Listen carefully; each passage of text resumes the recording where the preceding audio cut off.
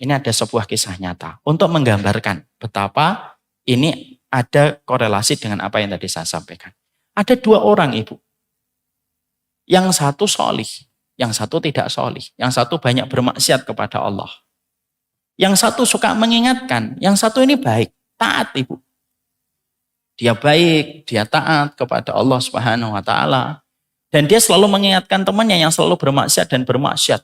Nasihat disampaikan berulang-ulang. Nasihat disampaikan secara terus-menerus kepada orang yang satu ini. Tapi dia tidak kunjung segera bertaubat. Yang solih ini sebenarnya baik, supaya dia segera bertaubat. Ketika orang yang satunya tidak kunjung bertaubat kepada Allah, maka yang satunya langsung berkata, orang semacam dirimu tidak akan diampuni oleh Allah. Apa yang dilakukan? Memutuskan harapan seseorang tentang Allah. Nama Allah dicatut, nama Allah diambil untuk digambarkan bahwasanya Allah tidak mengampuni. Padahal Allah itu tidak pengen dipinjam namanya, Allah tidak pengen dicatut namanya. Dengan sifat-sifat yang sebenarnya Allah tidak pernah miliki. Selamat datang di channel Langkah Iman Istiqomah. Jangan lupa like, komen, dan subscribe. Dan semoga kita semua mendapatkan ilmu yang bermanfaat. Amin.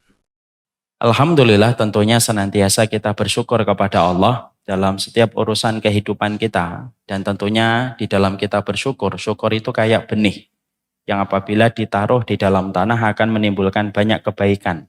Sebagaimana benih ketika ditaruh di dalam tanah, maka akan menumbuhkan pohon-pohon yang rindang, lagi manis buahnya.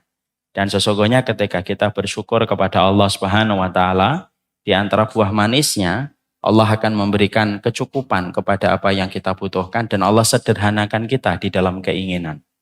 Orang yang bahagia tidak selalu identik dengan kekayaan.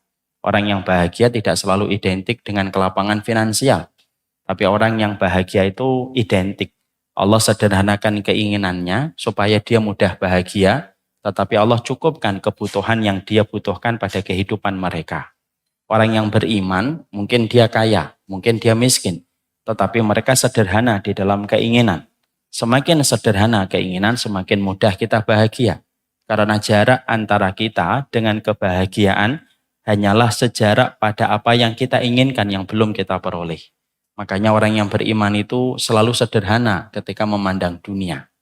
Dunia ini selalu cukup bagi mereka yang berkebutuhan dan sederhana di dalam keinginan. Tetapi dunia ini tidak pernah cukup untuk mereka yang tidak pernah puas di dalam keinginan. Makanya yang kita misalkan bertanya, apa tanda kesyukuran saya diterima sama Allah? Dijawab oleh para ulama salaf. Kalau syukurmu diterima oleh Allah, kalau syukurmu membuka pintu langit, kalau syukurmu diterima oleh malaikat atau dicatat oleh malaikat raqib dan diterima oleh Allah di sisi Allah, Allah akan sederhanakan di dalam hidupmu, di dalam kamu makan, di dalam kamu tidur, di dalam kamu bertempat tinggal. Kamu tidak memiliki keinginan macam-macam supaya kamu mudah bahagia ketika kita disederhanakan keinginannya. Berulang-ulang sering saya menyampaikan, kenapa anak kecil mudah bahagia? Karena didasarkan pada keinginan mereka yang sederhana. Anak kecil itu butuhnya jajan. Anak kecil itu butuhnya dekat dengan ibunya. Anak kecil itu butuhnya main kuda-kudaan dengan bapaknya atau abinya. Sesederhana itu keinginan, sesederhana itulah mereka mudah bahagia. Makanya kalau ibu-ibu pengen meraba, mendiagnosa apakah syukur saya diterima oleh Allah ataukah tidak, simple. Tidak perlu kita memvonis orang.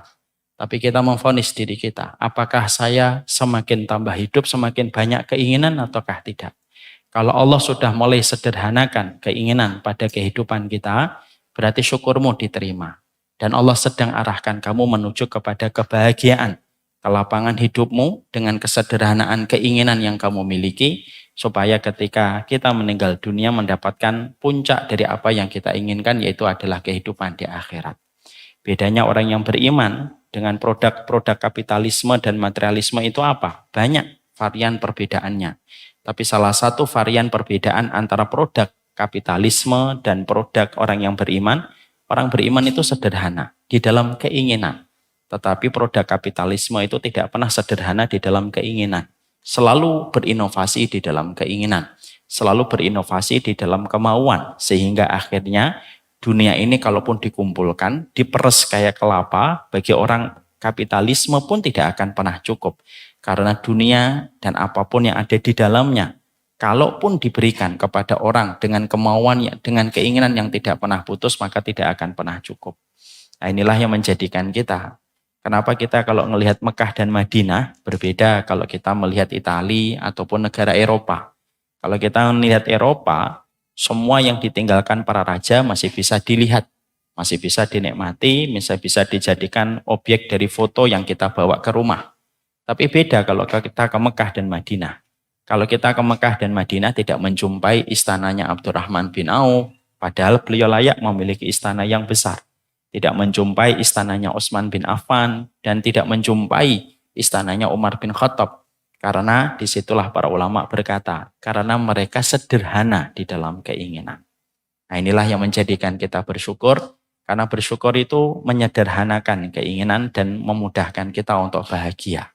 Semoga Allah memberikan kepada kita fase umur yang sudah kita lewati, uban yang sudah mulai tumbuh, keriput yang sudah mulai nampak di kulit kita, semakin sederhana di dalam keinginan. Ada yang kaya, sederhana di dalam keinginan. Ada yang miskin, tetapi tidak pernah puas dengan keinginan. Sederhana dalam keinginan itu tidak selalu identik dengan orang miskin. Bisa jadi orang kaya ketika dia bersyukur, disederhanakan keinginan dia di dalam hidupnya. Dan itulah yang menjadi keinginan kita. Semoga Allah memberikan keberkahan di dalam kita bersyukur, Allah sederhanakan cara kita memandang kehidupan dan apa yang terjadi di atasnya, supaya kalau sederhana keinginan kita, beban kita di dalam kehidupan menjadi ringan. Kepada Allah kita bersyukur dan kepada Allah kita menggantungkan segala urusan kehidupan kita. Amin insyaallah. Kita pada kesempatan hari ini akan berbicara tentang satu perkara besar, yaitu tentang masalah surga. Kita tentunya memiliki benang merah, Ibu. Walaupun kita berbeda backgroundnya, berbeda jenis kelaminnya, berbeda status sosialnya, tetapi kita memiliki benang merah yang menyamakan. Bahwasanya kita selalu meminta surga kepada Allah seharinya 17 kali tanpa kita sadari. Ketika kita mengucapkan ihdinas siratal mustaqim siratal ladzina an'amta alaihim ghairil maghdubi alaihim waladdallin. Maka sebenarnya kalau kita bedah tafsir ataupun takwil pada ayat itu, sebenarnya kita meminta jalan. Para nabi dan para rasul, jalan yang menghantarkan seorang manusia menuju kepada surga. Tentunya kita paham bahwasanya saking pentingnya masalah surga, kita secara tidak langsung ataupun tidak sadar mengulang-ulang permintaan kita tentang surga 17 kali di dalam satu hari. Dan kita juga menjumpai di dalam Al-Quran, Allah ulang kata surga lebih dari 100 kali. Baik dalam bentuk plural ataupun dalam bentuk tunggal atau dalam bentuk mufrad.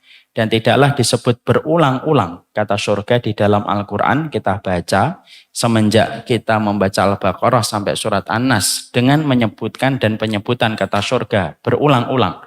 Karena di dalamnya ada banyak kebaikan yang sebenarnya kita peroleh ketika kita memaknai surga itu dengan benar. Makanya sering saya menyampaikan, mengingat surga itu memberi kekuatan. Tapi mengingat dunia itu memberi kelemahan dan kerapuhan. Semakin kita menzoom in-kan surga pada perjalanan kita beribadah kepada Allah, semakin kita akan kuat menapak pada setiap problematika yang kita jumpai dan setiap amanah yang kita dapatkan menjadi lebih gampang untuk kita selesaikan kalau kita mengingat surga. Ibu, coba tanya, Ibu dialog sama orang-orang solih dan orang solihah.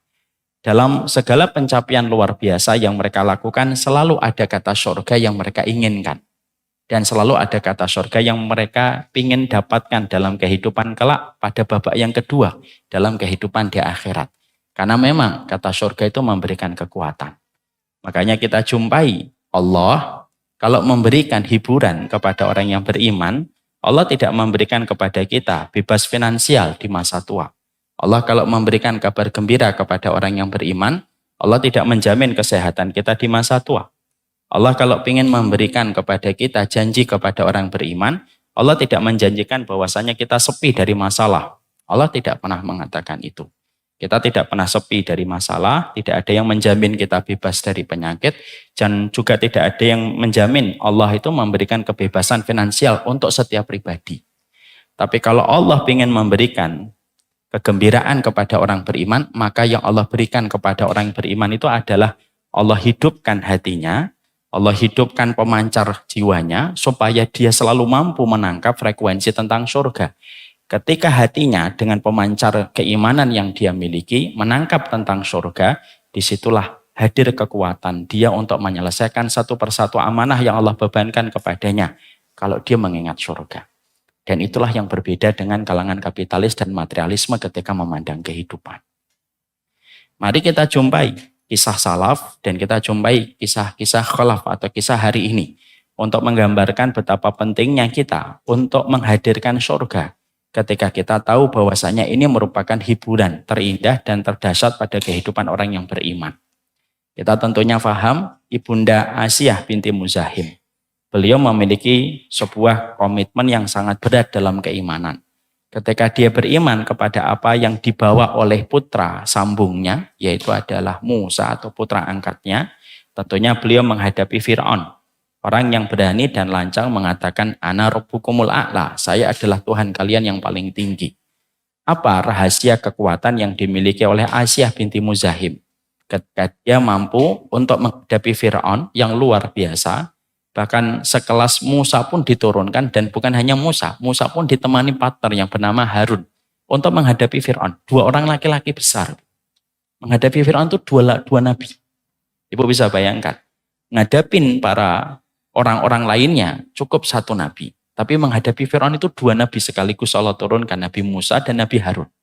Dan kita bisa membayangkan betapa beratnya yang harus dipikul oleh Ibunda Asiyah binti Muzahim. Dia menggigit kebenaran dengan gigi gerahamnya, hidup di bawah istana emas yang dia dapatkan, tetapi dia tidak berada jiwanya pada tempat itu, tetapi jiwanya terbang bersama dengan apa yang didakwahkan oleh Nabi Musa. Beriman kepada Allah yang Maha Kuasa. Apa yang menjadikan kuat? Yang menjadi kuat itu ketika Ibunda Asiyah binti Muzahim di dalam doanya diabadikan oleh Allah. Ibu harus paham ya, kalau ada manusia kok doanya diabadikan oleh Allah di dalam Quran, berarti itu doa luar biasa, redaksinya menurut Allah. Karena orang itu miliaran yang pernah hidup di atas muka bumi ini. Dan tidak setiap orang miliaran itu ketika berdoa diabadikan oleh Allah. Doanya diabadikan oleh Allah ketika Ibunda Maryam berfirman, ketika Ibunda Maryam berkata, Rabbi ibnili indaka baitan fil jannah, ya Allah, bangunkanlah untukku sebuah rumah di surga. Yang diminta oleh Ibunda Maryam itu tentang surga. Imam Ibnu Katsir berkata ketika mengomentari apa yang diminta oleh Ibunda Asiyah binti Muzahim, berarti kekuatan dan booster yang tidak ada habisnya ketika Asiyah binti Muzahim menghadapi Fir'aun itu adalah ingatan dia tentang surga itu begitu kuat. Zoom in-nya dia tentang surga menjadikan dia mampu melewati satu persatu badai dan gelombang yang dia jumpai ketika berhadapan dengan Fir'aun. Dan dia mendapatkan apa yang dijanjikan oleh Allah. Beliau termasuk salah satu wanita yang mendapatkan surga, yang dinobatkan dengan lisan Rasulullah. Salah satu wanita surga itu adalah Asiyah binti Muzahim. Dan yang unik, kekuatannya adalah surga. Terulang kembali ibu kepada wanita yang luar biasa, Ibunda Khadijah. Berulang-ulang saya sering menyampaikan, Ibunda Khadijah itu wanita yang tidak pernah mampu dihapuskan namanya dari hati Rasulullah. Yang lebih cantik dari Ibunda Khadijah banyak. Ibu jangan kira istrinya Rasulullah itu tua-tua, terus dalam kondisi yang menurut kita biasa, enggak. Istrinya Rasulullah dipilihkan oleh Allah yang terbaik. Zainab, istri yang cantik. Ibunda Aisyah, jangan ditanya. Ummu Salamah yang paling tua itu pun jangan dikira beliau tidak cantik. Bahkan Ibunda Aisyah saja pernah berkata, tidak ada wanita yang membuatku cemburu ketika Rasulullah akan menikah kecuali Ibunda Ummu Salamah. Karena rona kecantikannya masih terlihat jelas walaupun dia sudah berusia lebih tua daripada istri yang lain. Tapi uniknya walaupun kecantikan para istri Rasulullah itu tidak perlu diragukan kata para ahlul ilmi, dan itu adalah ibu kita semuanya yang kita wajib untuk menjaga kehormatan para ibu kita. Tapi kita ingat, Ibunda Khadijah itu tidak bisa tergantikan. Disitulah kita paham, kecocokan hati tidak bisa digantikan dengan kecocokan fisik. Yang menarik adalah ketika Ibunda Khadijah radhiyallahu anha, Beliau mendapati Rasulullah menikahi Nabi seorang laki-laki yang pada saat itu memang tidak memiliki apapun. Padahal kulturnya masyarakat Quraisy itu ibu, kalau nikah mereka itu selalu memiliki standar tinggi. Ya, bukan hanya wanita Jawa, bukan wanita Padang, bukan wanita Sumatera. Wanita Quraisy itu punya standar tinggi di dalam menikah. Dan ketika jatuh pilihan Ibunda Khadijah kepada Rasulullah itu tentunya berbeda dengan apa yang viral dan trending para wanita pada saat itu. Nikahlah beliau dengan Rasulullah, habis-habisan hartanya. Dan kita menjumpai bagaimana Ibunda Khadijah betul-betul menjadi partner yang luar biasa mendampingi Rasulullah SAW. Yang menarik bukan kisah Ibunda Khadijah, bagaimana beliau menjadi pemenang hatinya Nabi. Kapan-kapan kita bahas kalau kita punya kesempatan. Keistimewaan Khadijah pada goresan hati Rasulullah SAW. Maka yang menarik adalah ketika Allah menurunkan malaikat Jibril bertemu dengan Rasulullah. Karena tidak ada yang bisa melihat malaikat Jibril kecuali adalah Rasulullah SAW. Maka pada saat itu, apa yang dikatakan oleh malaikat Jibril? Malaikat Jibril memberikan sebuah pernyataan kepada Rasulullah Muhammad. Berikan salam kepada Khadijah karena sesungguhnya Allah dan malaikat Jibril membacakan salam untuk Ibunda Khadijah. Ibu bisa bayangkan ya. Yang memberikan salam adalah Allah dan malaikat Jibril. Kalau ibu-ibu ada yang diberikan salam semacam ini, Masya Allah, libur kajian 3 tahun. Ya kan? Diberikan salam oleh Allah dan malaikat Jibril. Yang menarik setelah kata-kata itu. Dalam kata-kata itu, setelah itu ada sebuah pernyataan. Innallaha basyaraki bibaitin fil jannah. Sesungguhnya Allah memberikan kabar gembira kepada dirimu, wahai Khadijah, dengan sebuah rumah di surga. Rumah di surga disifati dengan 2 kata sifat yang diterangkan oleh malaikat. Yang pertama, di dalam rumah itu tidak ada kelelahan dan keletihan, dan di dalam rumah itu tidak ada sahab, tidak ada keramaian dan keributan. Mari kita bedah. Para ulama mengatakan, kenapa sifat rumahnya Ibunda Khadijah diberikan kata sifat dengan 2 sifat itu? Karena orang yang paling lelah di dalam menemani Rasulullah dari kalangan wanita itu adalah Ibunda Khadijah. Kalau ibu bertanya, siapa wanita paling lelah yang pernah membersamai dalam perjalanan dakwah? Itu Ibunda Khadijah. Bahkan hari ini kita bisa mencium bau wanginya Islam itu karena apa yang dikorbankan oleh Ibunda Khadijah. Makanya rumah yang dijanjikan oleh Allah kepada Ibunda Khadijah itu adalah sebuah rumah yang tidak ada kelelahan. Jadi tidak lelah lagi. Kata sifat yang pertama tidak cukup.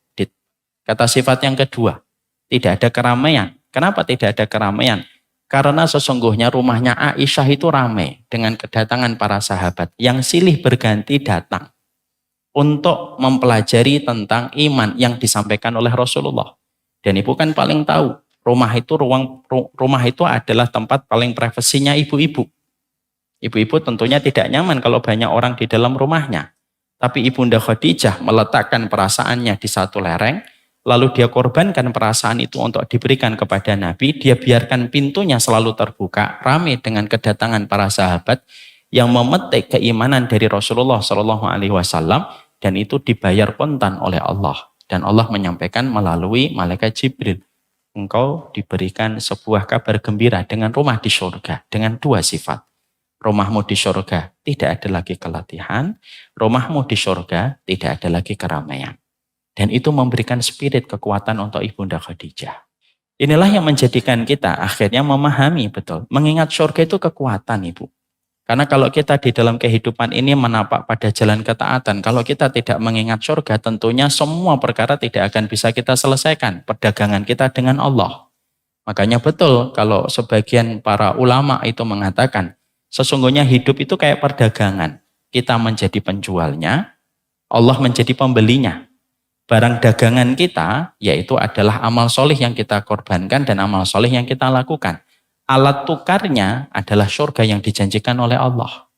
Dan kita kalau tidak mengingat dalam perjalanan kita, di dalam kehidupan ini kalau tidak ingat surga, berat Bu. Seorang guru kalau tidak ingat surga, berapa banyak dia kecewa sebelum muridnya kecewa. Banyak murid suka kecewa sama gurunya, tanpa dia sadari. Gurunya lebih dulu kecewa kepada dia sebelum dia kecewa. Seorang muta'alim, seorang murid, ya, kalau kemudian dia tidak mengingat tentang surga, dia akan lelah. Karena bisa jadi dia mencari kesempurnaan dan mungkin dia tidak akan pernah menemukan kesempurnaan. Seorang suami kalau tidak ingat surga, tentunya dia akan lupa. Dan seorang istri ketika tidak ingat surga, dia pun juga akan tidak mampu khidmah kepada suaminya. Makanya tidak ada bahasa yang mengalahkan perasaan, kata Imam Ibnu Qayyim. Ini khusus untuk wanita. Tidak ada bahasa yang bisa mengalahkan perasaan kecuali satu. Seorang wanita mengingat surga. Makanya Rasulullah kan langsung memberikan sebuah kabar gembira kepada wanita. Dan langsung to the point, tidak muter-muter. Rasulullah itu ketika berbicara tentang wanita dalam proses mereka berkhidmah kepada suaminya.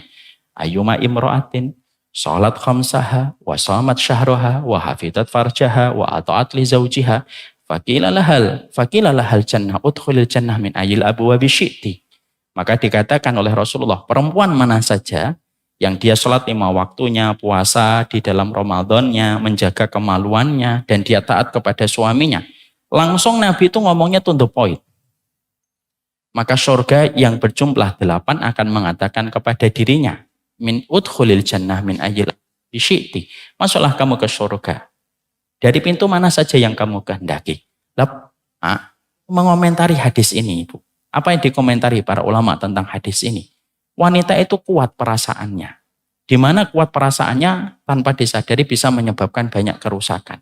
Tidak ada yang bisa mengalahkan kuatnya perasaan wanita kecuali satu. Ketika wanita itu kembali mengingat perjalanan dia memiliki anak, perjalanan dia khidmah kepada suaminya. Itu kalau bukan karena surga, maka dia tidak akan kuat menjalankan amanah itu dengan baik. Karena dorongan dan tarikan perasaan itu selalu menghantui dan menghadiri setiap harinya dan setiap waktunya. Dan tidak ada yang mampu menggetir, tidak ada yang menjadi obat dari getirnya perasaan. Kecuali adalah ingatan wanita itu tentang surga. Itulah surga memberikan kekuatan. Makanya masih ingat saya kepada sebuah kisah nyata. Ada seorang sahabat yang bernama Umar bin Al-Hammam radhiyallahu anhu. Umar Al-Hammam radhiyallahu anhu sedang berkecamuk peperangan. Tentunya sebagai manusia biasa ada rasa ketakutan pada hatinya. Ketika peperangan itu akan berkecamuk, maka beliau datang kepada Nabi. Pertanyaannya sederhana, simple, tidak panjang. Tidak usah taklim dari jam 9:30 sampai 11:30. Tidak usah, terlalu panjang. Maka Umar bin Al-Hammam itu nanya kepada Rasulullah, ya Rasulullah, aina ana in kutiltu ya Rasulullah. Ya Rasulullah, tempat saya di mana sih kalau saya berperang, lalu saya terbunuh di peperangan ini? Sembari beliau nunjuk ke arah medan peperangan yang akan menjadi tempat bertemunya 2 pasukan besar antara pasukannya Allah dan pasukan orang musyrik. Kalau saya terbunuh di mana? Nabi tidak menjawab panjang. Sini Umar. Allahu Ta'ala. Enggak. Nabi menjawab dengan 1 kata. 2 kata. Apa yang dijawab oleh Rasulullah kepada Umar bin Al-Hammam radhiyallahu anhu? Fil jannah. Kalau kamu berperang, maka sesungguhnya kedudukanmu di surga. Kalau niatmu karena benar itu langsung dijawab oleh Nabi fil jannah. Kamu berada di surga. Ketika disebutkan kata surga, kata Umar bin Al-Hammam radhiyallahu anhu, ketika disebutkan kata surga, semua ketakutan, rasa khawatir, kegelisahan yang menggelayuti di pikirannya itu langsung hilang seketika. Masya Allah ya. Sedahsyat itu kata surga menjadi mantra bagi orang yang beriman. Kalau sim salabim bisa menjadi kata mantra bagi pesulap, kalau abrakadabra bisa menjadi kata mantra untuk seorang Harry Potter, surga itu kata mantra yang paling mujarab bagi orang yang beriman. Umar Al-Hammam ketika mendengar kata itu disebutkan, kata surga disebutkan langsung oleh lisan Rasulullah SAW, maka langsung beliau maju. Sebelum maju ada sebuah kisah nyata. Ketika maju, kebiasaan para sahabat itu ibu dulu, karena mereka sederhana dalam hidup. Mereka tuh suka bawa kurma, supaya kalau pas jatahnya mereka lapar, mereka tidak perlu repot-repot. Ditambah lagi memang kondisinya memang terbatas pada saat itu. Dia ketika akan maju, dia teringat ada kurma di kantongnya. Maka kemudian diambil itu kurmanya, lalu dia bicara dengan kurmanya.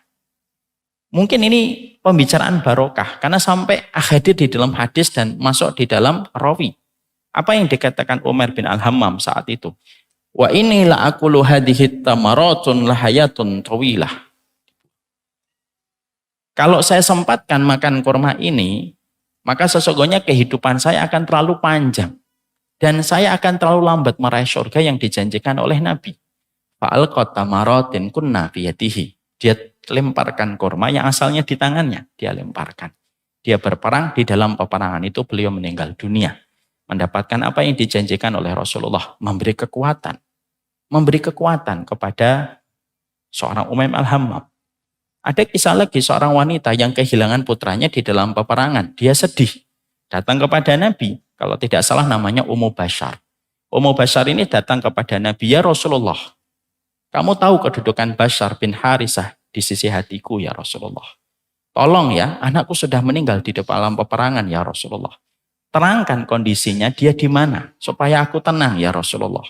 Supaya aku bisa tahu bagaimana kedudukan anakku hari ini. Maka Nabi berkata, sesungguhnya anakmu berada di surga. Kata-kata surga yang disebutkan oleh Nabi menjadikan Ummu Bashar bin Harisah ini menjadi tenang. Makanya Ummu Bashar ini punya keunikan Ibu. Kalau ada anggota keluarganya yang akan meninggal dunia, maka dia berpesan kepada anggota keluarganya yang akan meninggal lebih dulu daripada beliau. Nanti kalau kamu ketemu Bashar, sampaikan salam ya dari saya ibunya yang merindukan perjumpaan kembali dengannya. Dan itu merupakan bagian dari sebuah perkara besar Ibu, perkara surga. Yang hari ini pembicaraan surga itu kayak pembicaraan fata morgana. Di tengah semua yang kita dapatkan di sosial media, di tengah pembicaraan yang sering kita jumpai di Instagram ataupun YouTube, perbicaraan tentang dunia. Tentang rekeningnya berapa, saldonya apa, outfitnya berapa, yang tidak ada habisnya. Dan ini menjadikan kita semakin paham betapa luar biasanya kalau orang beriman memahami kata surga menjadi kata yang paling mujarab dan mantra yang paling mujarab bagi orang yang beriman itu kalau ingatan dia mengingat kembali tentang gemericik air di surga yang dijanjikan oleh Allah pada babak yang kedua. Karena kita punya dua babak. Babak yang pertama hari ini yang kita harus tuntaskan, babak yang kedua nanti di akhirat yang nanti kita akan jumpai dan kita datangi. Dan tidak ada keinginan kita selamat pada babak yang kedua. Kecuali adalah ketika seseorang itu selalu mampu menghadirkan makna surga.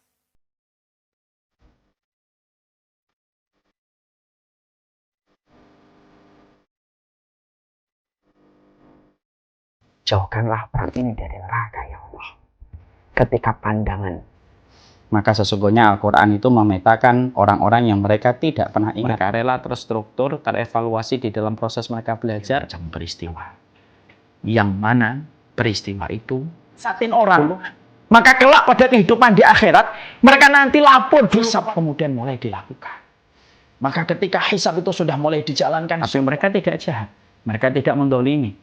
Tidak ada orang yang kebingungan dalam kehidupan di akhirat. Kecuali kebingungan tidak pernah punya istri dan Allah tidak punya anak. Allah nanya kepada orang Nasr. Yang satunya tidak mau masuk lagi ke lubang itu. Semacam itu. Ketika sudah bicara tentang bagaimana apinya. Itu berisi di dalamnya air. Dan mereka menyangka bahwasanya mereka akan diberikan kesadaran sejenak.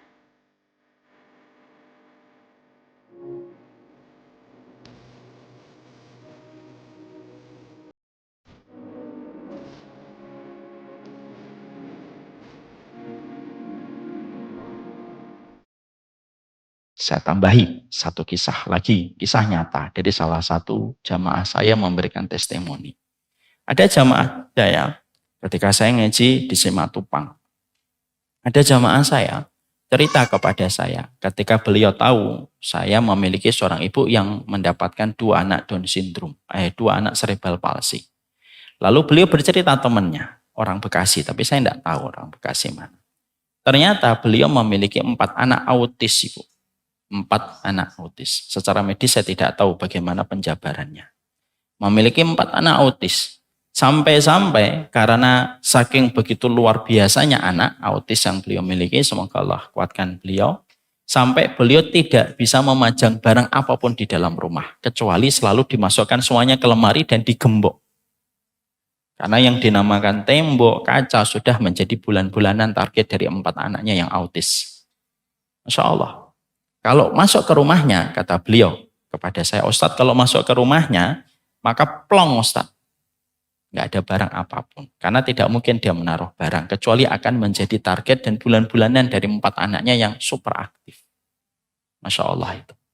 Lalu beliau berkata, saya pernah nanya sama teman saya itu, apa yang menjadikan kamu kuat? Dititipin anak, bukan 1, bukan pola 2, bukan 3, 4. Mendapatkan anak autis yang kamu dapatkan itu. Maka jawaban yang diberikan pada saat itu oleh teman saya adalah, saya cuma ingat nanti kehidupan berikutnya. Karena kehidupan berikutnya itu adalah sebuah harapan. Hidup itu kalau tidak ada harapan, tidak ada gunanya kita hidup.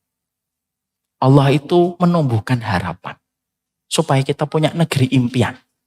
Jadi sebelum Hollywood membangun sebuah film ala negeri dongeng, ala negeri impian, ala negeri harapan, orang beriman tuh tidak usah menunggu film Hollywood. Kita punya impian, kita punya harapan, kita punya keinginan. Dan itu pada kehidupan berikutnya. Dan itulah yang menjadikan seseorang akan mampu mengkoreksi apa dalam kehidupannya, apa yang harus dia tuntaskan, amanah apa yang harus dia selesaikan. Karena itu tidak bisa dilakukan kecuali orang yang selalu mampu menghadirkan makna surga pada apa yang dia lakukan, pada kewajiban, komitmen, dan konsekuensi hidupnya ketika menjadi hambanya Allah. Sekali lagi ya Ibu, kunci keberhasilan kita dalam kehidupan menghambakan diri kepada Allah, salah satunya adalah mampunya kita menghadirkan negeri impian pada hati kita. Dan itulah yang sebenarnya sering kita lupakan dan sering kita lalaikan. Kita melihat tayangan ini, kita melihat artis ini dengan rumahnya semacam ini, kita melihat artis ini dengan outfitnya semacam ini, kita melihat artis ini dengan pestanya semacam ini, bayangan surga kita hilang. Lalu akhirnya tergantikan dengan apa yang kita jumpai. Makanya betul kata Imam Ibnu Qayyim, jangan banyak memandang. Karena banyak memandang itu timbulnya keinginan untuk membandingkan. Kalau sudah mulai timbul keinginan untuk membandingkan, sudah mulai hambar apa yang Allah berikan kepada kita. Na'udzubillahi min dzalik. Itulah yang menjadikan kita harus paham. Setelah kita memahami betapa pentingnya surga, dan ibu-ibu sebenarnya juga tidak akan mampu untuk khidmah kepada suaminya kalau tidak mengingat surga. Kecuali suaminya melakukan dosa besar yang tidak pernah mau berkomitmen untuk meninggalkan dosa besar itu, tentunya lain perkara. Sekarang mari kita bahas apa saja yang kita harus perhatikan di dalam perjalanan kita ketika kita menuju kepada surganya Allah. Karena ternyata surga itu bukan hanya dari apa yang kita dulu dengarkan bahwasanya negeri ini akan memberikan apa yang kita mau. Tapi ada beberapa sisi, ada beberapa penjelasan yang perlu kita ketahui. Apa sih yang sebenarnya kita harus ketahui tentang surga itu? Sisi lain tentang surga. Supaya dengan kita mengilmui surga menjadikan kita semakin paham bagaimana arah kita menuju surga. Dan kita tidak boleh melupakan komponen-komponen yang terkait pada keinginan kita untuk mendapatkan surga. Sekali lagi sering saya menyampaikan, surga itu identik dengan ilmu. Sebagaimana ikan identik dengan air. Berarti kalau ada orang pengen dapat surga tetapi tidak mau bersusah payah mengilmui surga, susah dia akan mendapatkan surga. Karena mengilmui surga itu syarat sahnya untuk mendapatkan surga. Sekali lagi saya ingatkan. Surga itu identik dengan ilmu sebagaimana ikan identik dengan airnya. Kalaulah kita pengen kerja di Telkomsel, kita harus mengilmui proses masa kita belajar dari 6 tahun SD, 3 tahun SMP, 3 tahun SMA, plus kuliah 4 tahun, baru bisa mendapatkan apa yang kita inginkan pada profesi yang kita harapkan di Telkomsel, di Indosat, dan kerja profit yang kita inginkan. Kita harus mengilmui itu sebelum kita mendapatkan pekerjaan, apalagi surga. Makanya kita harus mengilmui surga. Karena kalau kita salah mengilmui surga, itu akan menyebabkan berantakan kehidupan kita. Sambilkan salah satu contoh, Ibu. Betapa berbahayanya kalau kita tidak mengilmui perjalanan kita menuju kepada surga. Saya sebutkan satu contoh. Orang, kalau dia ingin mendapatkan surga, jangan pernah sama sekali memutuskan harapan orang lain untuk mendapatkan rahmat dan surganya Allah dan ampunan Allah. Ini salah satu hal yang harus dilakukan para para penempuh jalan surga. Ini contoh saja. Jadi kalau kita ingin untuk mendapatkan surga, jangan suka kita memutuskan harapan orang untuk kembali kepada Allah. Ini ada sebuah kisah nyata untuk menggambarkan betapa ini ada korelasi dengan apa yang tadi saya sampaikan. Ada dua orang ibu. Yang satu solih, yang satu tidak solih. Yang satu banyak bermaksiat kepada Allah. Yang satu suka mengingatkan, yang satu ini baik, taat ibu. Dia baik, dia taat kepada Allah Subhanahu wa taala. Dan dia selalu mengingatkan temannya yang selalu bermaksiat dan bermaksiat. Nasihat disampaikan berulang-ulang. Nasihat disampaikan secara terus-menerus kepada orang yang satu ini. Tapi dia tidak kunjung segera bertaubat. Yang solih ini sebenarnya baik, supaya dia segera bertaubat. Ketika orang yang satunya tidak kunjung bertaubat kepada Allah, maka yang satunya langsung berkata, orang semacam dirimu tidak akan diampuni oleh Allah. Apa yang dilakukan? Memutuskan harapan seseorang tentang Allah. Nama Allah dicatut, nama Allah diambil untuk digambarkan bahwasanya Allah tidak mengampuni. Padahal Allah itu tidak pengen dipinjam namanya, Allah tidak pengen dicatut namanya. Dengan sifat-sifat yang sebenarnya Allah tidak pernah miliki. Karena Allah itu maha pengampun. Sifat ampunan Allah, ghafurnya Allah ketemu dengan sifat ghafarnya Allah, sifat ghafarnya Allah ketemu dengan sifat Rahman dan Rahimnya Allah. Maka orang itu berkata, orang semacam dirimu tidak akan diampuni oleh Allah.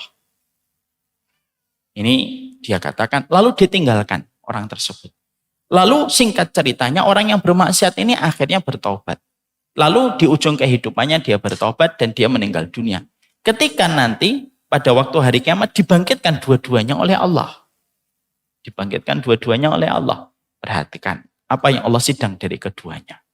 Man dalladhi yata'alla alayya bi'anni la akfiru li fulanin. Siapa orang yang berani ngomong bahwasanya saya tidak mengampuni fulan. Padahal saya ini adalah zat yang maha pengampun. Maka orang tadi berkata, saya ya Allah. Maka Allah marah, murka. Kamu berani mencatut namaku pada sesuatu yang tidak aku lakukan ketika aku tidak pernah mengatakan, aku tidak pernah ngampuni fulan.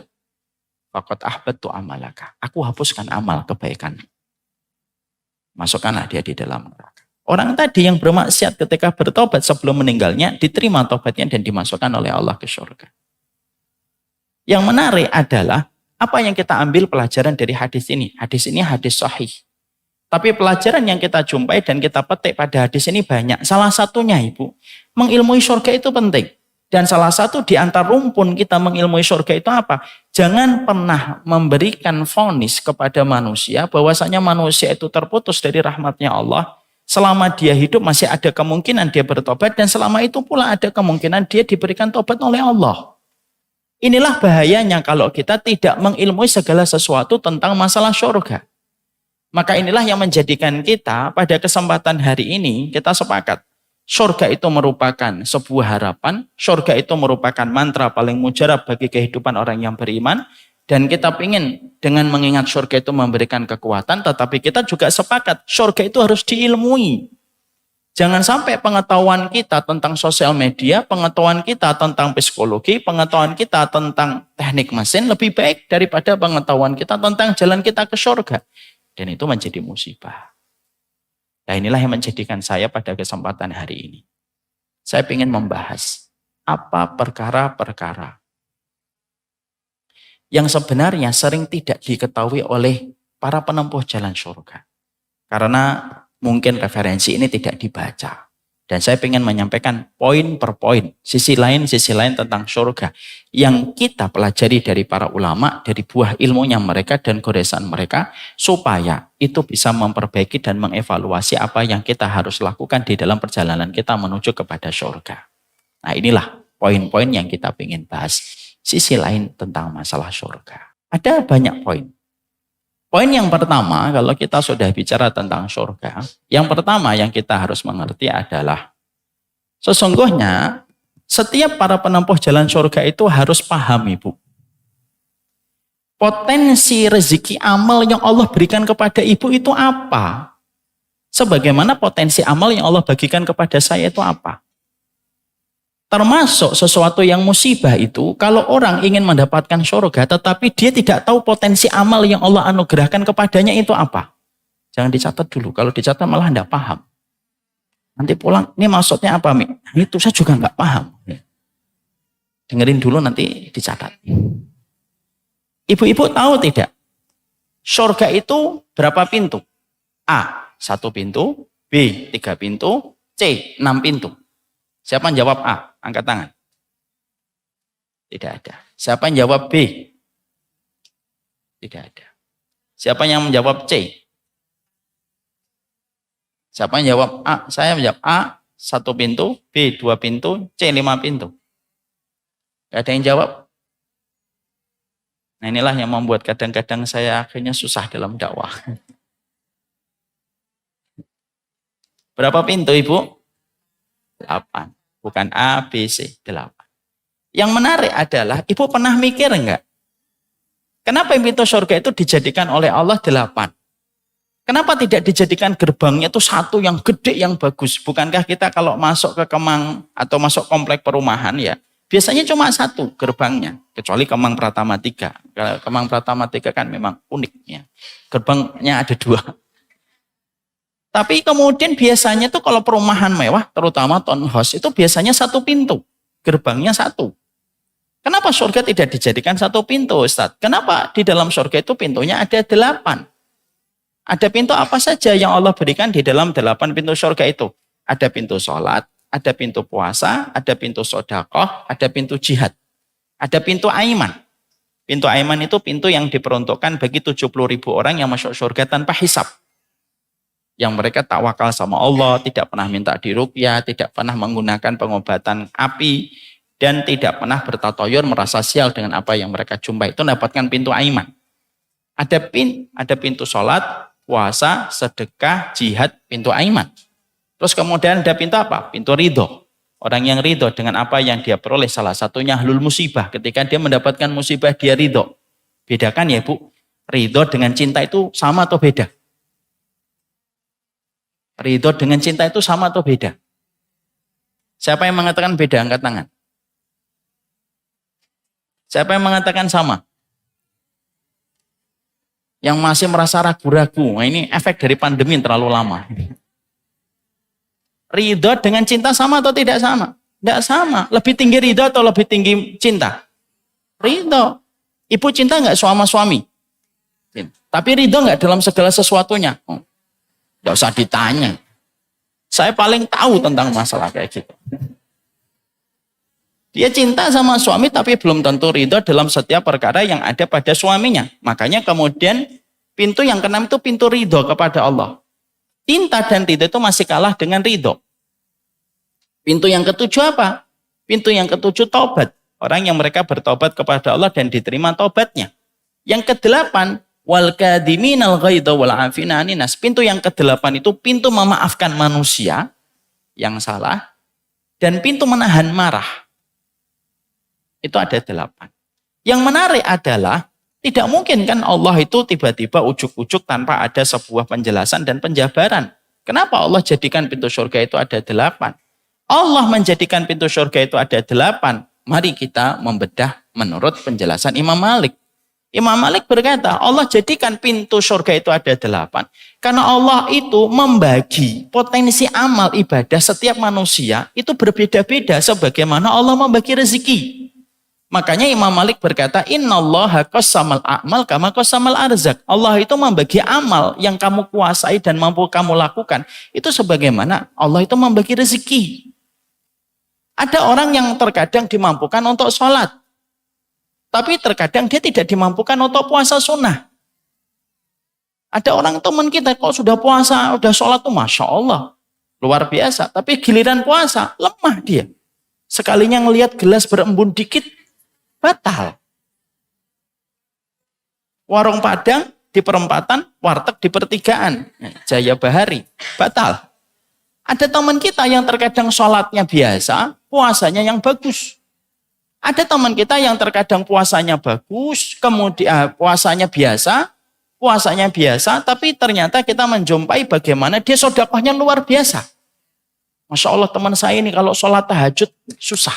Kalau tidur itu ibarat yang bangunin istri, gempa aja nggak bangun.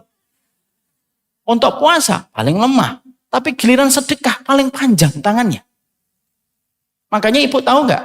ulama itu mengomentari Utsman bin Affan. Utsman bin Affan itu pernah khutbah, Bu. Hanya menyebutkan satu ayat, setelah itu selesai khutbah. Coba, apa enggak favorit itu khotib kayak gitu? Satu ayat, selesai. Para ulama mengatakan bahwasanya sodakohnya Utsman bin Affan itu lebih fasih daripada beliau ketika khutbah. Karena beliau itu sodakohnya luar biasa.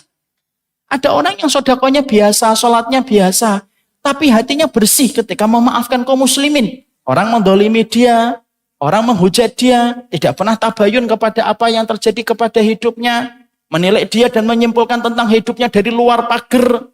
Tapi dia memaafkan. Ya sudah, saya maafin dia. Saya maafin orang semacam ini. Bisa jadi dia kemudian mendapatkan surga dari apa? Wal kadhiminal ghaidha wal afina anin nas. Dia menahan marah dan memaafkan manusia. Disinilah kita akhirnya mendapati sebuah penjabaran dan penjelasan dari para ulama. Kalau engkau adalah penuntun atau engkau adalah penempuh jalan ke surga, maka yang wajib bukan menilai amal orang lain. Ilmu itu dipakai untuk mengevaluasi dirinya dan suudzon sama dirinya. Bukan suudzon sama orang. Kamu tidak pernah diperintahkan untuk menjadi nabi bagi orang lain dengan apa yang dilakukan ibadahnya.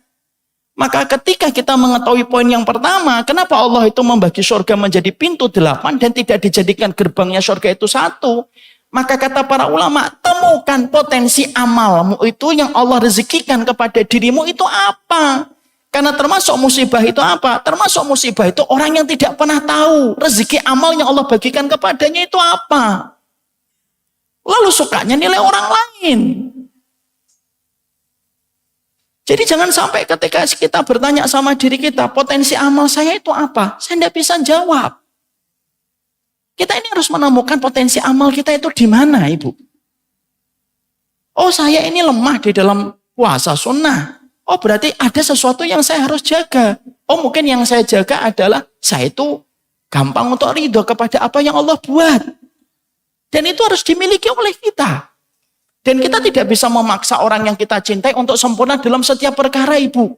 Ibu memaksa suaminya, rajin tahajud, puasa saunah tiap hari, sodakonya harus kenceng, jangan gampang marah, ridho. Tidak bisa. Bukan ibu-ibu di sini, ibu-ibu di sana. Tapi yang di sana pindah dari sini.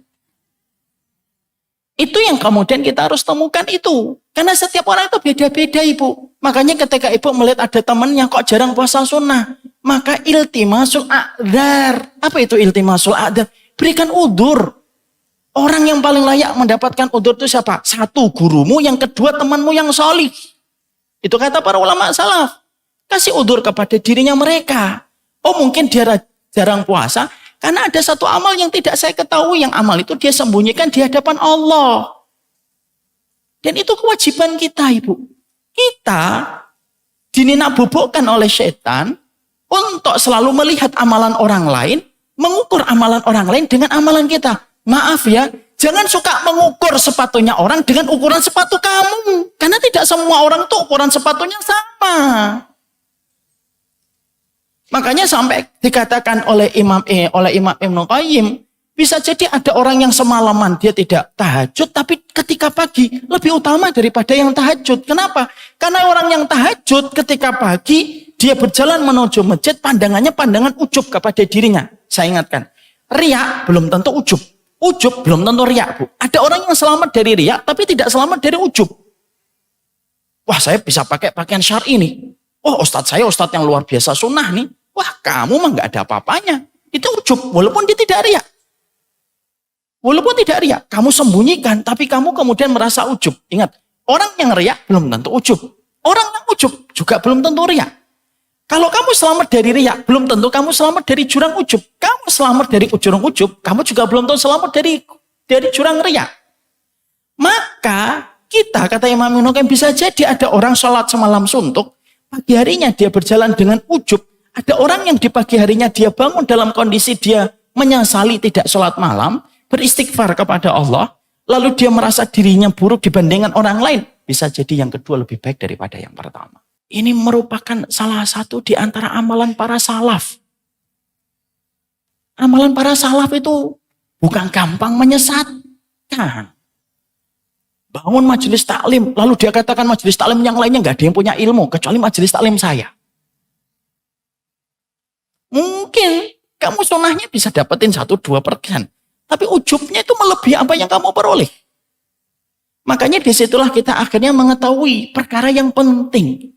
Dalam perjalanan kita sebagai penempuh jalan surga itu, temukan potensi amal yang Allah bagikan kepada dirimu itu apa.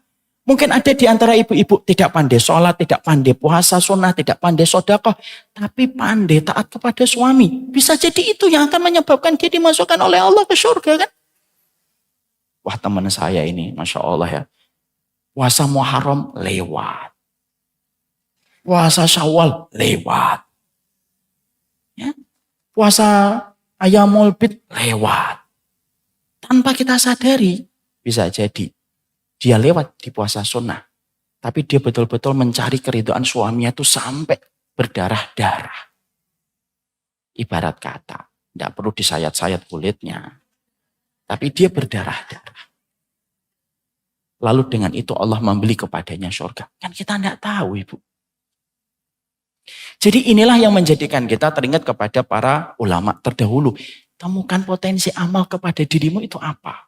Ada ibu-ibu yang, saya tuh kalau taklim, saya kejar itu. Manapun itu, saya kejar itu. Mungkin itulah jalan surga dia. Itu jalan surga dia menuju kepada Allah. Maka dia bela mati-matian. Dan kita tidak perlu ngukur, Bu. Oh, dia taklimnya masih gitu aja, hidupnya masih gini-gini aja. Taklim kemana-mana tapi masih gitu aja. Mungkin dia masih punya kelemahan untuk beramal, tapi dia punya semangat untuk terus belajar dan terus memperbaiki diri walaupun sering jatuh pada kesalahan yang sama. Allah membagikan amal sebagaimana Allah membagikan rezeki. Beda-beda, Bu. Mari kita lihat para sahabat. Apakah amalan para sahabat untuk mendapatkan surga sama? Tidak sama. Ada Khalid bin Walid dari jalan jihad. Ada Ibnu Umar dari jalan ketika memiliki ilmu. Ada jalannya Abu Hurairah ketika beliau menghafalkan hadis. Beda-beda. Dan itu kemudian kita tidak boleh biarkan dan tidak boleh kita lalaikan masalah ini. Pertanyaan kita lalu kepada diri kita secara sederhana. Apa potensi amal dirimu yang Allah bagikan kepada dirimu? Makanya Allah menyampaikan kepada kita surat Al-An'am 135. Dibuka surat Al-An'am 135. Ya. Qul ya qaumi malu ala makanatikum inni amil fasawfa ta'lamun. Surat Al-An'am 135.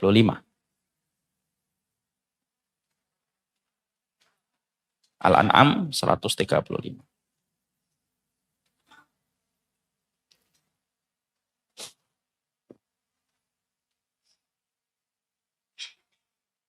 Allah menyampaikan pada surat Al-An'am 135. Qul ya qaumi malu ala makanatikum inni amil. Wahai Muhammad, katakanlah kepada kaum, wahai kaumku, i'malu ala makanatikum. I'malu, beramallah, ala makanatikum, sesuai dengan apa yang kalian mampu.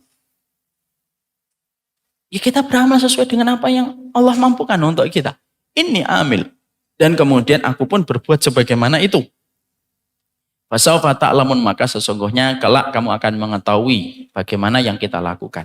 Disitulah Rasulullah memberikan sebuah nasihat. I'malu ala makanatikum. Ini yang kita pegang. I'malu ala makanatikum. Ambil amal yang menurut kalian itu yang mampu kalian lakukan itu apa. Dan itu harus kemudian dimengerti. Ada ibu-ibu.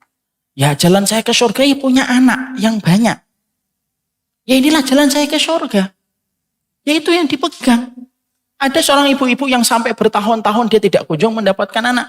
Ya jalan ke surga saya itu ridho sama apa yang Allah kasihkan ketika saya menikah dengan cara yang syar'i tetapi tidak kunjung mendapatkan keturunan. Karena itu kan berat, Bu. Seberat-beratnya ibu punya anak, itu masih lebih berat mereka yang selama ini mereka berdoa kepada Allah sajadahnya basah dengan permintaan mereka ingin memiliki keturunan. Tapi setiap orang itu beda-beda. Janganlah majelis taklim yang kita ikuti, kedekatan kita sama Ustadz Fulan dan Ustadz Fulan yang pernah kita ikuti, menjadikan kita mengukur sepatunya orang dengan ukuran kaki kita. Mungkin kamu bagus di dalam sholat tahajud, tapi bagusmu dalam tahajud itu tidak harus sama dengan orang lain. Maka itu yang kita harus miliki. Makanya lihat, bukankah kita pernah mendapati satu hadis yang sudah sering saya ulang-ulang berpuluh-puluh kali. Untuk ngingetin saya juga. Hadis yang diriwayatkan dari jalurnya Imam Ahmad dari riwayatnya Anas bin Malik. Nabi mengatakan kepada para sahabat ketika kumpul sama para sahabat gini, Rasulullah tiba-tiba mengatakan, "Yatla' fikum rajulun min ahlil jannah." Ini nanti sebentar lagi akan datang penduduk surga. Datang penduduk surga nenteng sandal dengan tangan kirinya, jenggotnya basah. Hari yang berikutnya kembali Nabi mengatakan, "Yatla' fikum rajulun min ahlil jannah." Ini bentar lagi nih laki-laki penduduk surga akan datang, nenteng sandal dengan tangan kirinya 3 hari berturut-turut. Sampai ada salah satu putra sahabat Abdullah bin Amr bin As mengikuti dan berkata kepadanya ingin bermalam di rumahnya selama 3 hari. Ternyata tidak tahajud, Ibu. Paginya juga amalnya biasa, nggak ada sholat duha sampai puluhan rakaat juga tidak. Malamnya juga biasa, hanya mencukupkan yang wajib-wajib dan standar dalam mengamalkan yang sunnah.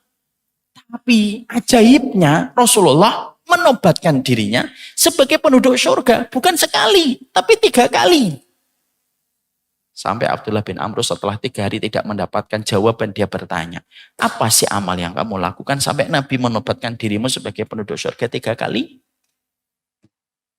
Apa jawabannya?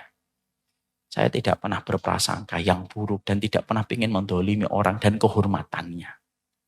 Dan kalau mereka dolimin saya hapus, saya maafin mereka. Nanti urusan mereka dengan Allah. Bisa maafin mereka. Tidak mulia di sholat tahajudnya, tidak mulia dalam sedekahnya, tidak mulia di dalam puasanya, Bu. Tapi mulia ketika hatinya selamat dari urusan kaum muslimin. Itu hadis jelasin kepada kita. Surga dijadikan 8 pintu. Dan bisa jadi ibu bergandengan sama temannya ibu. Nanti pisah di depan pintu surga. Temannya ibu dipanggil pintu menahan marah. Ibu dipanggil oleh pintu puasa. Tidak harus sama. Ya.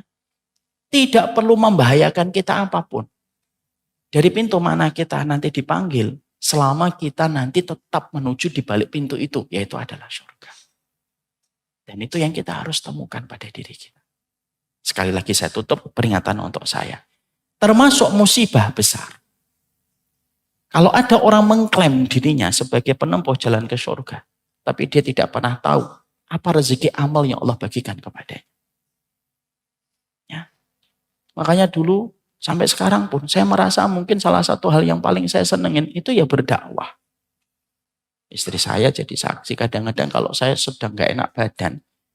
Ngajar itu sembuh. Habis ngajar, ya sakit lagi. Lemas lagi. Ya karena mungkin merasa itu mungkin rezeki amal yang Allah bagikan kepada saya. Walaupun saya juga tertatih-tatih untuk mengamalkan apa yang saya sampaikan. Bukankah kita semuanya diuji dengan apa yang menjadi bagian dari kehidupan kita? Siapa di antara kita yang tidak diuji oleh Allah? Tapi kita punya Allah dan yang maha pengampun. Tapi pesannya Rasulullah, kuli malu. Pesannya Allah, Kul ya qaumi malu ala ma kanatikum. Beramalah sesuai dengan kemampuan yang kalian Allah berikan kepada kalian. Paham nomor 1? Nomor 2, tentunya sebagaimana nomor 1. Sebagaimana nomor 1. Maka ketika kita harus tahu potensi amal kita itu di mana, maka kita juga harus tahu potensi keburukan kita pada dosa itu di mana. Karena setiap dari kita diuji oleh Allah pada keburukan-keburukan yang mungkin kita tidak sadari itu. Ada orang yang terkadang tidak bisa melihat godaan duit. Akhirnya dia ngambil apa saja. Ada orang yang ternyata selamat pada godaan duit tapi tidak selamat pada godaan perempuan. Ada orang yang selamat pada godaan perempuan tapi tidak selamat dari godaan lisan dia. Ketika sudah ngomongin orang, tidak bisa dia 10 menit. 1 jam pun terasa kurang. Kalau sudah ngomongin orang. Mungkin kalau ditawarin zina, nggak mau dia. Mungkin kalau ditawarin alkohol, dia tampil itu alkohol. Tapi kalau sudah ngomong orang, sudah. Bismillahirrahmanirrahim. Ngomong dia panjang lebar tentang orang itu. Di situ para ulama menjelaskan kepada kita, setiap dari kita memiliki potensi kelemahan. Yang mana pada kelemahan itu kita harus waspada. Ada di antara perempuan, ibu-ibu, dia bagus sholatnya, dia bagus puasanya, tapi titik kelemahan dia itu khidmah sama suaminya. Ada tidak? Ada. Dan itu titik kelemahan dia. Kalau sudah ngomongin tentang suami, dia paling lemah. Bahkan dia bisa bicara apa saja tentang suaminya tanpa dia merasa bahwasanya suaminya itu adalah pakaian untuknya. Atau sebaliknya. Ada yang terkadang suami istri dalam masalah suami istri dia siap menggenggam. Tapi dalam masalah lainnya dia tidak mampu untuk menampiknya. Artinya ibu, masing-masing dari kita diuji oleh Allah dengan kelemahan-kelemahan dosa. Dan kita harus mengerti titik lemahnya kita itu di mana. Maaf ya ibu, mari kita ngelihat atlet. Atlet, contohnya atlet badminton. Sepandai apapun pemain badminton selalu dia memiliki titik lemah. Mungkin backhandnya yang lemah. Orang ini bagus, smashnya bagus, akurasi dia menyemashnya bagus, tapi kelemahannya di backhand. Biasanya strategi dari musuh itu apa? Nanti kalau kamu bertanding ketemu dengan dia, lempari dia dari sudut yang kiri supaya dia kelemahan dalam backhandnya. Karena setiap orang itu pasti punya kelemahan. Itu atlet. Seorang Ronaldo, ada nggak kelemahannya? Ada, tetap ada kelemahannya. Kelemahannya apa? Yang tahu adalah para pemain-pemain bola. Disitulah kita mengambil sebuah perenungan. Insight ini memudahkan kita untuk merenung. Bahwasanya kalaulah atlet sepak bola, atlet badminton, sepandai apapun mereka mengasah kemampuan mereka untuk bertanding dan badminton, selalu ada titik lemahnya mereka. Weakness point-nya mereka itu selalu ada. Weakness point-nya mereka itu selalu ada. Maka kalau ini harus dipahami. Kalaulah para pelatih sering menyampaikan kepada setiap para atletnya, kamu ini titik lemahnya di backhand. Maka latihlah terus backhand. Ya. Kalau kemudian kamu ini titik lemahnya itu akurasi di dalam tendanganmu kenceng, tapi akurasinya masih kurang maksimal. Maka latihlah akurasi itu supaya tepat. Itu selalu ada. Itu atlet bu, pada sesuatu yang sifatnya jelas. Kita menuju kepada surga itu kita diuji oleh Allah dengan dosa yang beda-beda. Dan kita memiliki titik lemah dosa yang beda-beda. Dan kita selain dituntut untuk mengerti potensi amal apa yang Allah mudahkan untuk kita, kita juga harus ngerti weakness point-nya kita itu di mana. Dan kita harus berusaha, berupaya betul untuk menutupi titik lemahnya kita pada perkara itu. Dan bukan memaklumi. Karena setiap orang itu beda-beda bu. Ada laki-laki, dia kalau masalah perempuan, lewat, selamat dia. Kalau masalah alkohol, selamat dia. Kalau masalah hobi, selamat dia. Tapi sekalinya bicara jabatan, udah. Tidak ada yang difikir kecuali bagaimana jabatannya naik. Dan dia rela melakukan apa saja, ninggalin sholat, ninggalin apapun, supaya jabatannya naik. Karena dia mengejar gengsi yang dia dapatkan ketika berada di ujung atasan. Dia lemah di masalah jabatan. Ada teman kita yang terkadang masalah jabatan baik. Masalah jabatan dia tidak tertarik. Masalah alkohol tidak tertarik. Masalah zina tidak tertarik. Tapi masalah perempuan dia menjadi paling lemah. Kita beda-beda bu.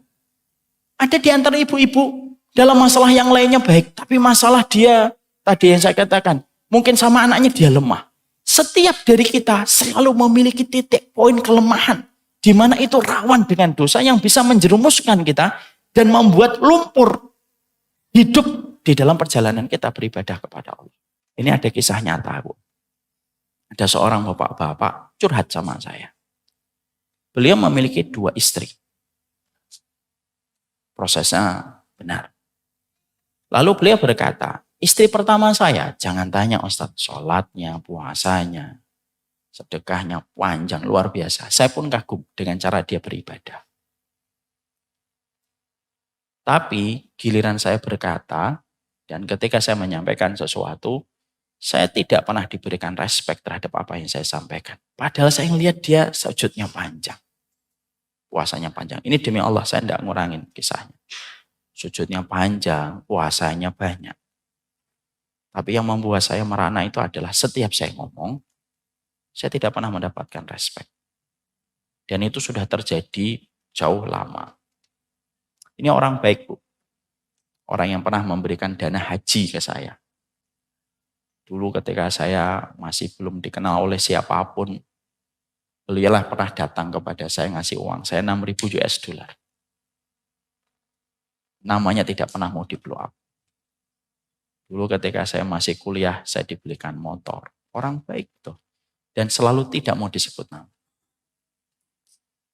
Ya, orang yang memiliki jabatan tinggi, tapi Masya Allah, moga-moga saya bisa memberikan doa terbaik untuk beliau. Luar biasa.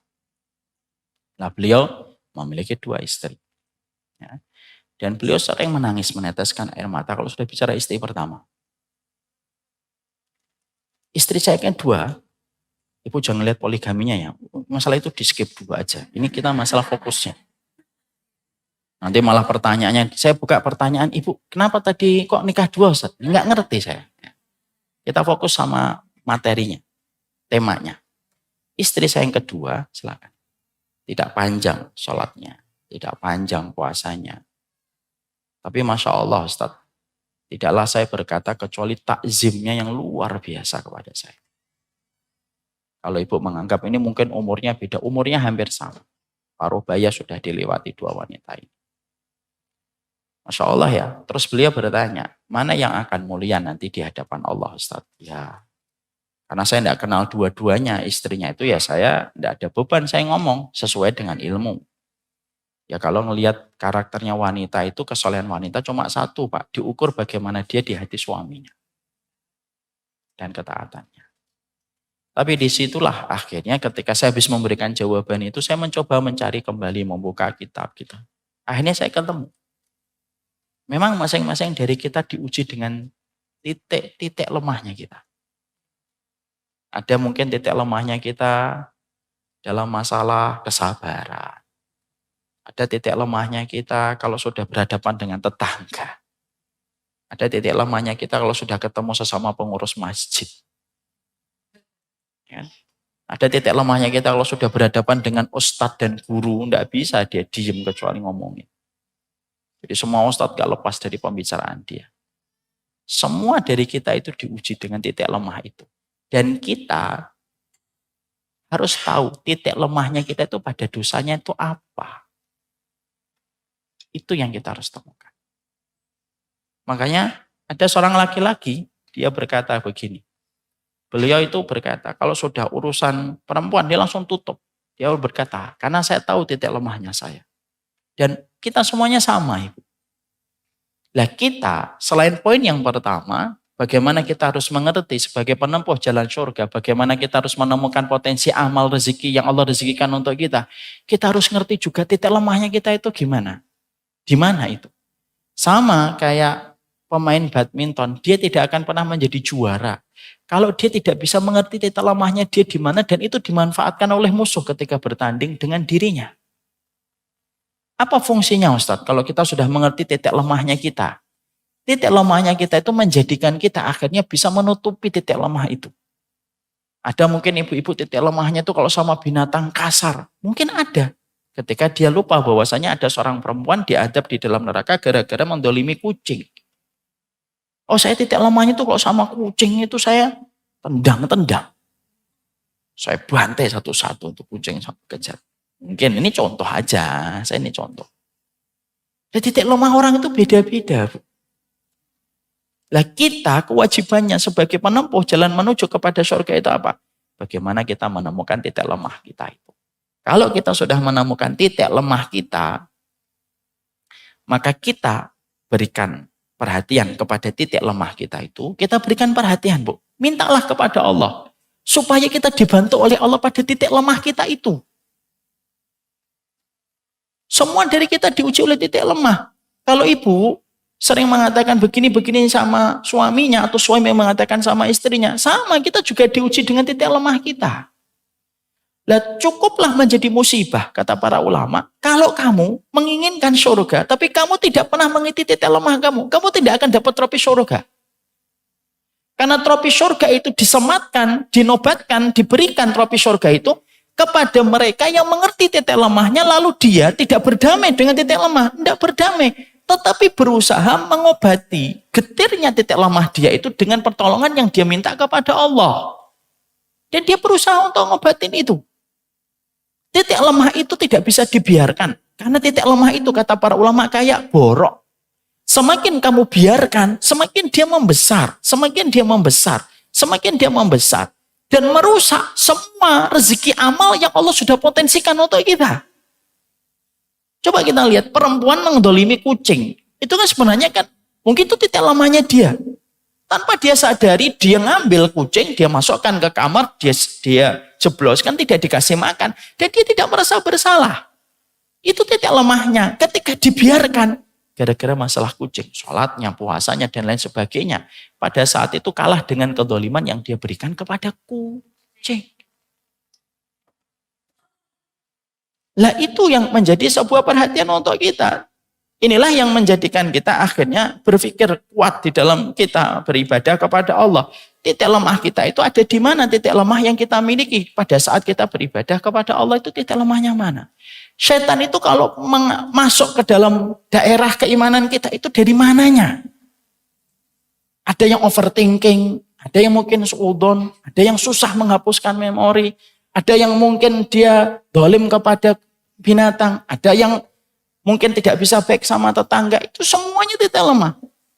Dan jangan dikira tidak ada yang selamat dari jangan dikira ada yang selamat dari titik lemah. Yang selamat cuma Nabi dari titik lemah itu. Makanya Nabi itu sempurna.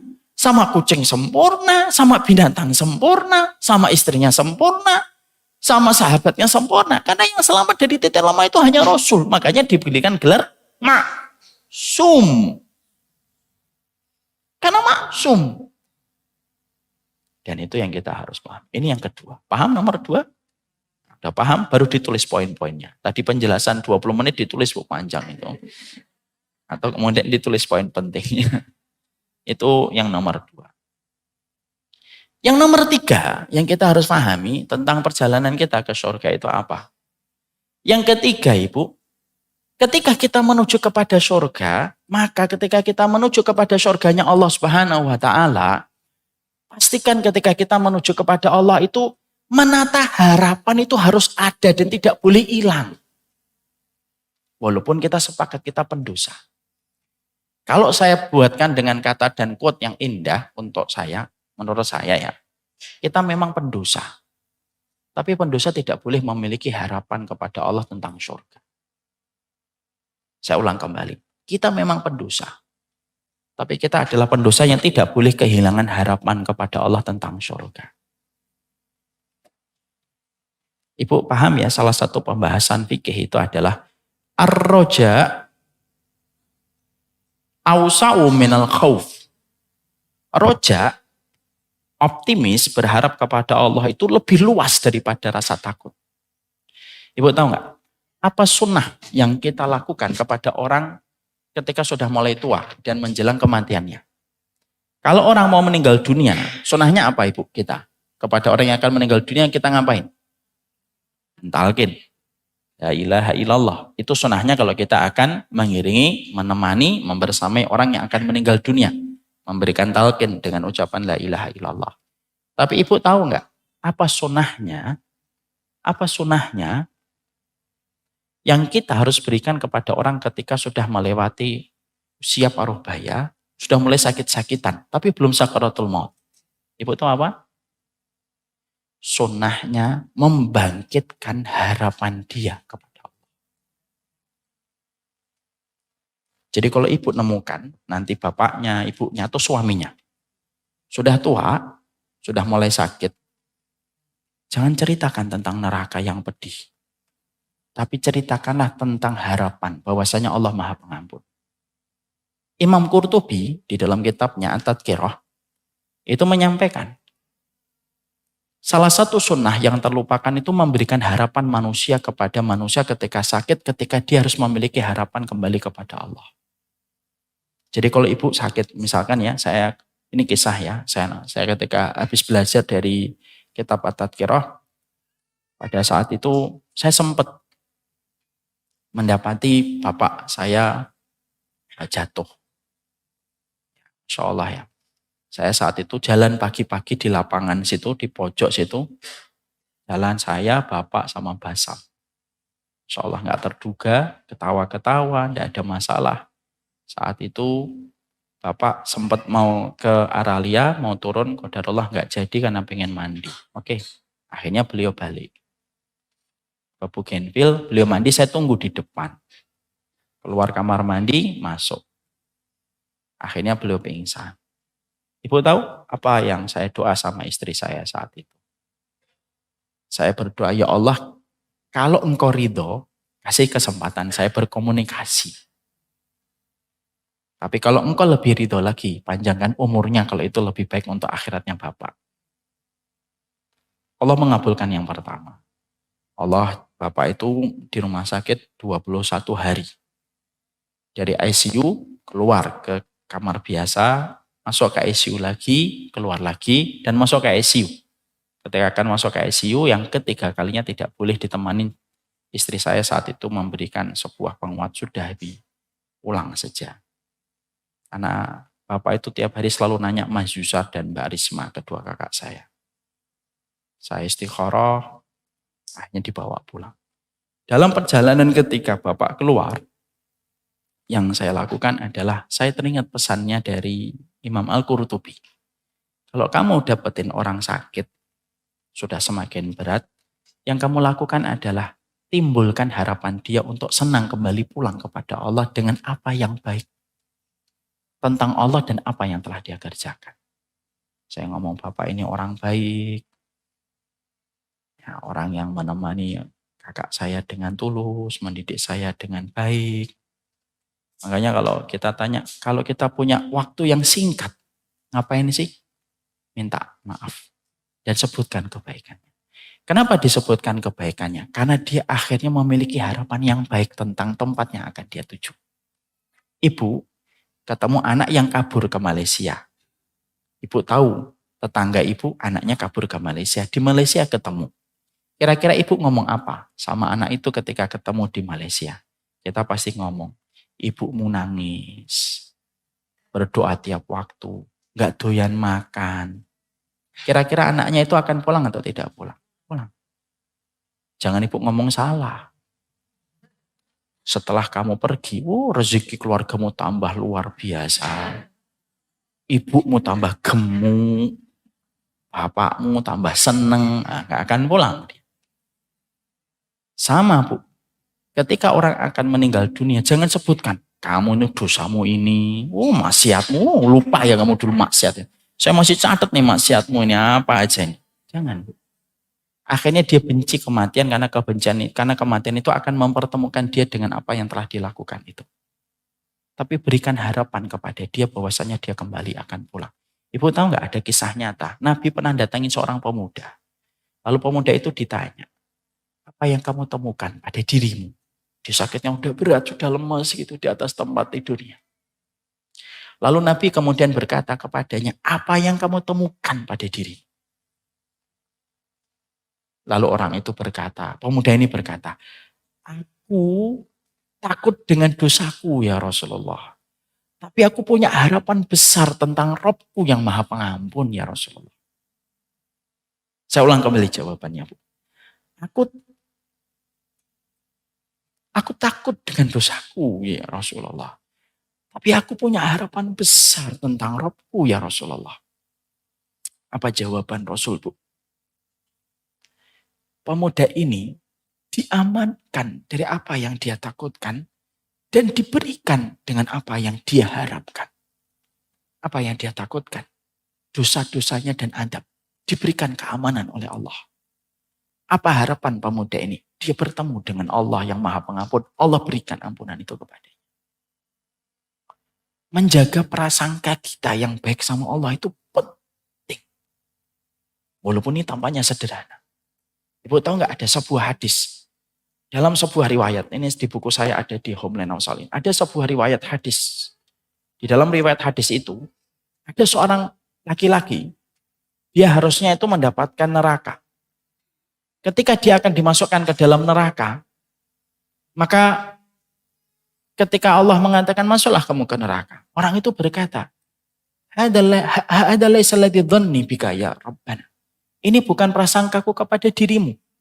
Lalu Allah tanya sama dia, lu prasangkamu kepada saya apa?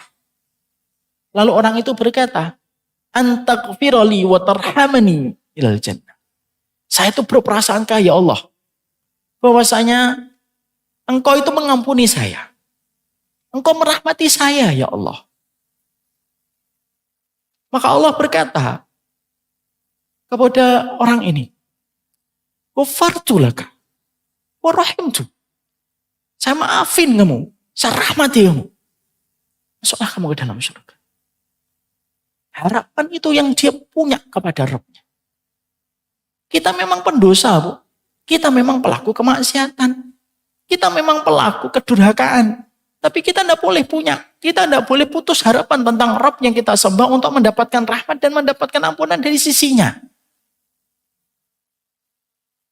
Siapa sih dari kita yang nggak pernah berbuat dosa? Dan Allah sudah menyampaikan kepada kita, inna rahmati taghlibu ghadani. Itu yang dikatakan oleh Allah. Rahmatku itu mengalahkan kemurkaanku.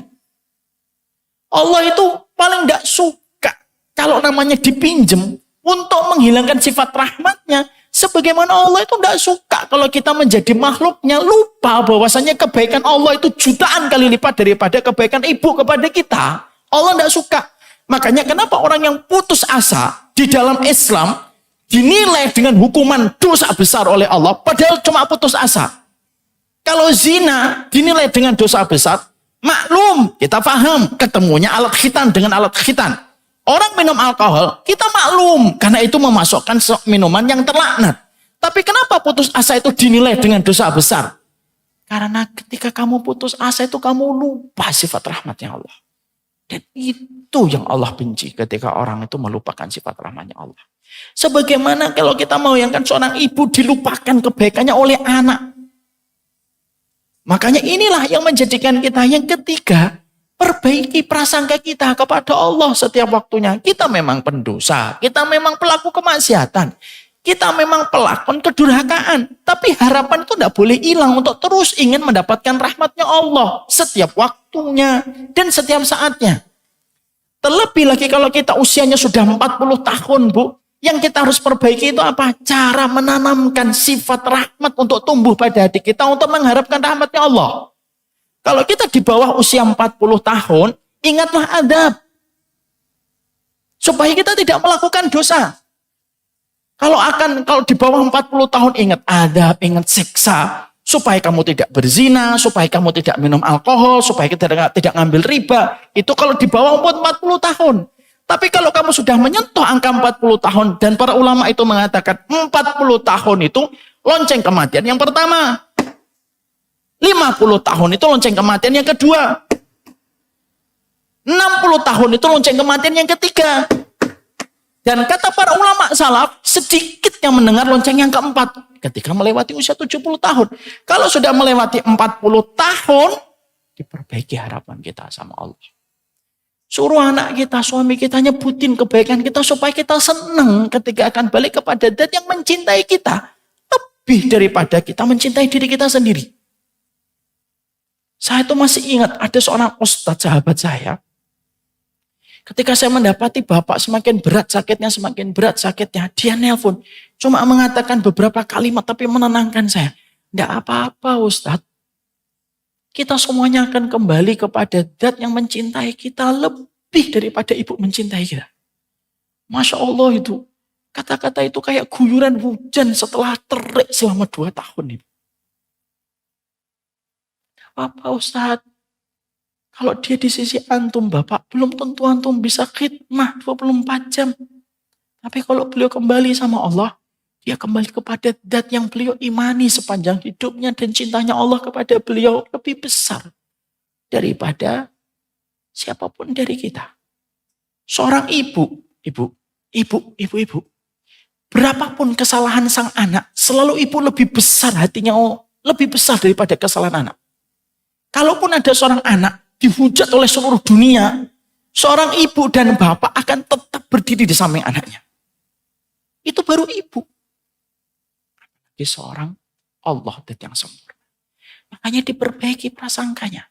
Ibu nanti kalau dapetin ada temannya sakit gitu, semakin berat, datengin, katakan kepadanya, kamu ini orang yang baik, ikut taklim, dulu pernah bantuin saya, supaya harapan dia itu senang kembali untuk ketemu apa yang telah dia lakukan.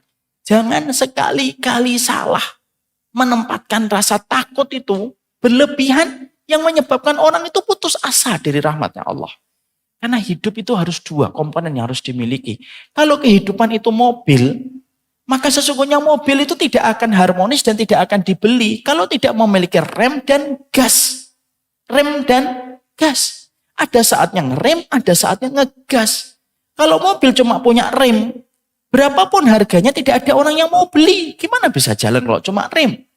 Tapi kalaupun ada mobil bagus, bodinya kuat, tapi cuma punya gas, tidak punya rem, tidak ada yang mau beli. Karena dia khawatir akan jatuh kepada kecelakaan. Hidup itu ada khauf, ada roja. Kadang kita takut, kadang kita berharap. Harapan itu lebih luas daripada rasa takutnya manusia kepada Allah. Makanya para ulama dulu mengatakan apa? Ar-roja awsa'u minal khauf. Rojakmu itu harus lebih besar kepada Allah daripada ketakutanmu. Tapi harapan roja itu tidak boleh menggampangkan dosa. Tentunya maaf ya Bu. Salah satu dosa besar itu apa? Sering memakai sifat ampunan Allah untuk berbuat dosa. Ini hati-hati. Sering memakai sifat ampunan Allah untuk melegitimasi dosa. Tidak apa-apa. Ambil riba. Allah Maha Pengampun. Tidak apa-apa zina. Allah Maha Pengampun. Ini Allah paling tidak suka difahami sifatnya dengan cara sebelah mata tanpa ilmu. Kemurkaan Allah kepada orang semacam ini besar. Karena menyalahgunakan sifatnya Allah. Itu yang ketiga. Paham ibu-ibu? Kita menetapkan harapan kita kepada Allah Subhanahu wa Ta'ala.